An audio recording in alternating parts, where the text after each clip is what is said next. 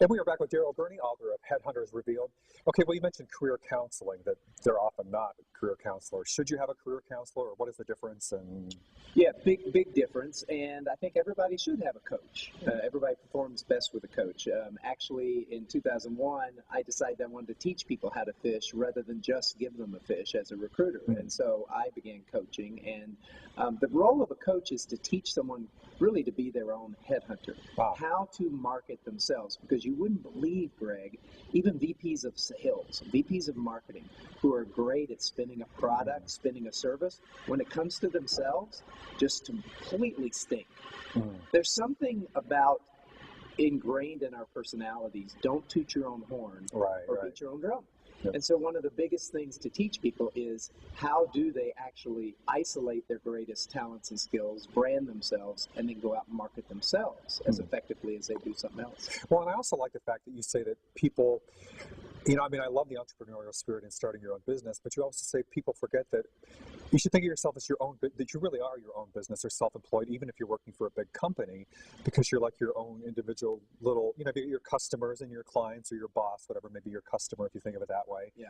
But in a way, it does kind of put you in charge in a different sense of like you are running your own business. Yeah, when I lead workshops and I try to take people outside of the employee mentality, and I tell them, guess what? You've always had your own business.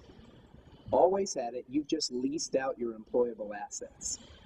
But every business person needs to know what's the return on investment. So what's the return you're getting on where you're investing your assets? So I get people thinking more about the fact that their time, everything they're dedicating is an investment. So do I want to invest it here? Do I want to invest it here? A good business person always knows other options. That's why I tell people, do the best at your job, but always have a headhunter, always have a career coach, have people out there that are supporting you to keep your options open. Now, I know how the headhunter gets paid. How does the career coach get paid? Do they take a commission, or is it a retainer, or how does that? No, they actually get paid by the job seeker. Okay. So in other words, if you were wanted psychological counseling, are you telling that? Yeah, that was a big if. It was a big if. But if you wanted that, you would go pay the therapist yourself. So you're paying a career coach to work with you as a coach. Okay. You hire just like a fitness coach.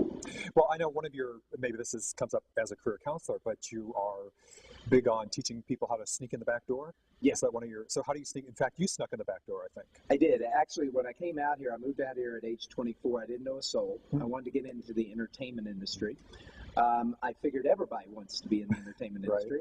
So I actually went to a career coaching firm down in Irvine at the time, and I learned what I now call the backdoor method. And what I did by using that method, I met with the chief financial officers of the top 7 entertainment studios in their offices within 2 months. I got hired by MGM, and I never even went through HR.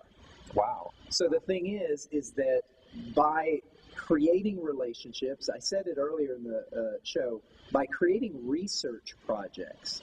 Like, why would you want to go meet with somebody? What are you passionate about? What are they involved in that you'd like to know more about? Just getting on their radar, getting in front of those people. People will give you 5 minutes if you're really passionate about something.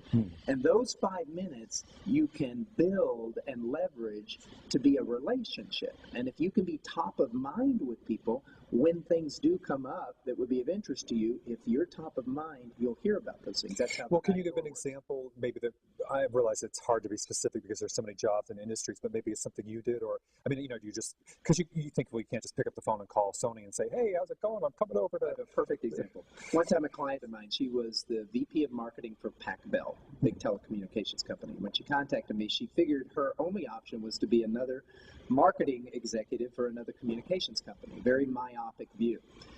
She was Jewish, very into her culture, had always wanted to do something in her culture, but she was making big money as a corporate executive. So she came to me. We did a career inventory process where we really got her to realize her value and how cool she was. We branded her with personal branding, and we sent her out into what I call the back door, where she's just out talking to people, creating relationships, not just specifically in her field. She ended up becoming the executive director of a nonprofit organization that trains bomb-sniffing dogs for Israel. Wow. Now, the thing is, she would have never gotten that through the front door because she didn't have that kind of background. Sure. See, through the front door, they look to see, have you done this before? If you haven't, no chance. But through the back door, when people know you and you create relationships, they can go, you know what? You'd be good for this thing. I'm going to connect you with this person. Y'all should talk. And here's what's shocking. 80% of all positions are filled before they're ever advertised. Well, that's what I've always heard. In fact, when I go to producers events, they'll say that everybody in the room will say, I mean, big time producers will say they all got the job because people they knew. And it was never like by sending out the resume. It was all because of people Sure. they knew or that kind of thing. Yeah. So, and in the entertainment industry, everybody knows that because it's mostly freelance. But traditional employees, people who work for corporations for 3, 5, 10 years or something, they don't realize the importance of learning how to have that network, how to be a freelancer, even though they're working for. Now, I know you feel strongly about that. You told us the statistic, but what do you think about that? Is it good or bad? That I mean, the company's already. Is it just a fact of life that they can't look at 5,000 resumes that come sent in, or is it short-sighted, or Not at all. I mean, as long as there's people on the planet, it's going to be the case. Because, take for instance a department within a company.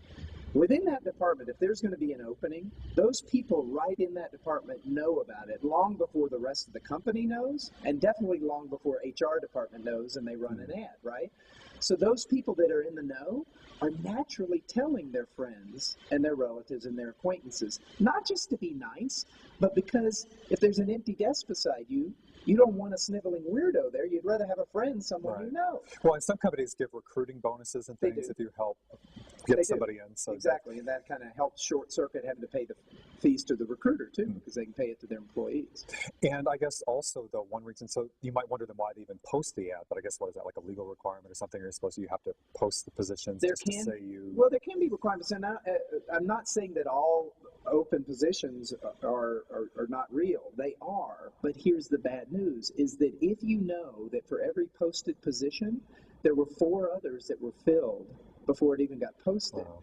You're really cutting yourself out by not getting into the back door, by not, tapping into this hidden job market. And number 2, if a lot of people knew about that position and it's still open, why is it still open?